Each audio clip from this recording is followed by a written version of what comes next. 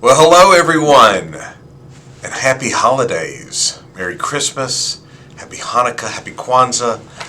I hope all of you are seeing this and getting ready for a wonderful holiday season, and I hope even in this year of 2020 with COVID-19, I hope you're able to find some peace and joy in your home and in your family this year. So, with that in mind, Miss Irwin has chosen for me this week the Nutquacker. I promise you I'm not mispronouncing that. The Nutquacker was written and illustrated by Mary Jane Auk. Mary Jane Auk. So, let's read the Nutquacker. Clara was a farm duck, and this was her first winter. One morning, she noticed the older farm animals whispering together. "Cool it," mooed the cow when Clara came near. "I won't say hey, hey, hey another word," whinnied the horse. "You just go back to your pond," the sheep bleated to Clara.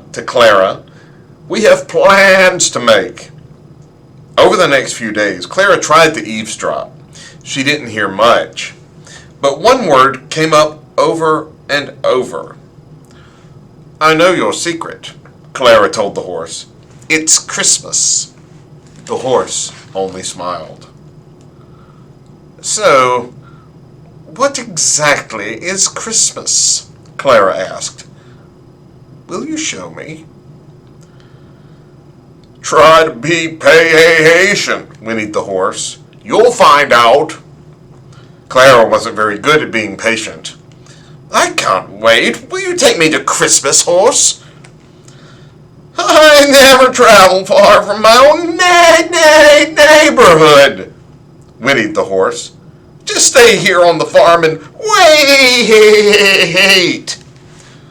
"But I want to go now," Clara insisted. "How about you, cow? Will you help me find Christmas?" "No, Christmas will come soon enough," mooed the cow.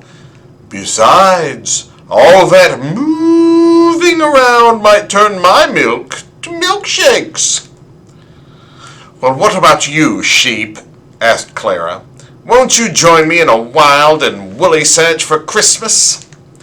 "This is a bad time to go wandering off," bleated the sheep. "I can't leave right now." "You'd rather stand around doing nothing? You're all crazy," quacked Clara. "We're not crazy," whinnied the horse. "You're the loony one," mooed the cow. "You're a nutty duck, a real nutquacker," bleated the sheep.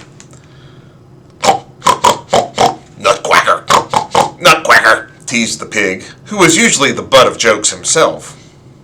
"Every one of you is a stick in the mud," mumbled Clara. "I'll go find Christmas all alone." As she set off, it began to snow. It snowed harder as Clara trudged along. She brushed the snowflakes from her beak and kept waddling until she came to a tall mountain. "I'll be able to see the whole world from top of that mountain," she said. "That's how I'll find Christmas." Clara struggled until she reached the very top. "I made it!" she cried. A giant monster with huge eyes waited in the field ahead of her. "Christmas must be hidden behind those trees in the distance. I can't turn back just because a giant monster with huge eyes is blocking my path.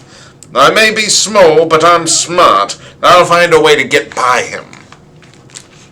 Clara slid down the other side of the mountain, gathered up her courage, and walked right up to the monster.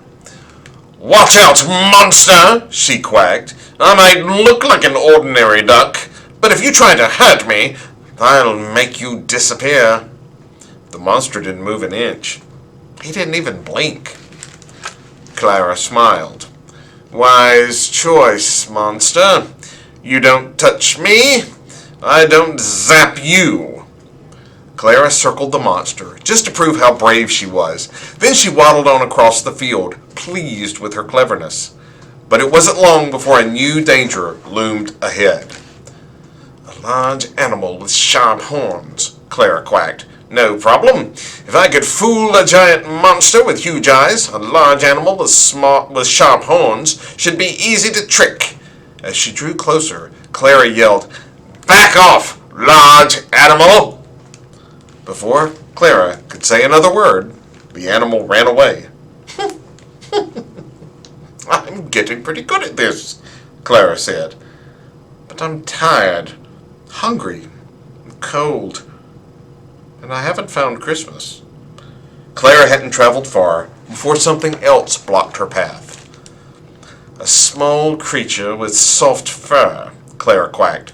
"Piece of cake. If I could outwit a giant monster with huge eyes and a large animal with sharp horns, a small creature with soft fur won't stop me from finding Christmas.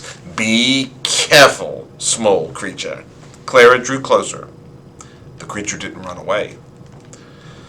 "I may look like an ordinary duck," Clara quacked, "but I'm powerful. If you touch even as much as one of my feathers, I'll turn you into a pile of dust." The creature didn't move a hair. "Way to go," Clara said as she waddled past him. "You don't hurt me, I don't pulverize you." Suddenly, Clara felt a sharp pain in the tail feathers. She whirled around. "I'm touching feathers here," said the creature. "Do I look like a pile of dust to you?" "Don't talk with your mouth full," Clara said, thinking fast. "I've stopped a giant monster with huge eyes. I've scared off a large animal with sharp horns. No small creature can stand in my way." The creature's eyes narrowed. "Then I won't stand. I'll pounce." Just as the creature lunged for Clara, the feathers tickled his nose. He started to sneeze, giving Clara the chance she needed to escape. She waddled for dear life through the falling darkness, listening to the sneezing fit behind her. But Clara knew that when the sneezing stopped, the creature would come after her. Finally, Clara had to stop to catch her breath. She hid under some low-hanging branches, hoping the creature wouldn't discover her. "Why did I ever leave the farm and my friends?" she whimpered. "I'd give anything to be with them now, but I've come so far. I don't know how to find my way back." Then she noticed a light cutting through the darkness ahead. Was it a shelter or new danger? Though she knew it was risky, Clara left the protection of her hiding place. "That light is my only hope," she gasped. She waddled at it at full speed. Clara heard the creature closing in behind her. She gathered her last bit of strength and plunged through the drifting snow. Clara burst through a door and found herself in a magical but familiar place. All of her farm friends were there. "I'm home!" she cried. "I'm so glad to see you. I must have been walking in a big circle the whole time." "Clara's back!" bleated the sheep. "Just in time to celebrate Christmas," whinnied the horse. "With lots of delicious food," mooed the cow. The pigs didn't say anything. They were too busy eating. "We couldn't tell you we were planning a surprise Christmas party," bleated the sheep. "We made you a special present.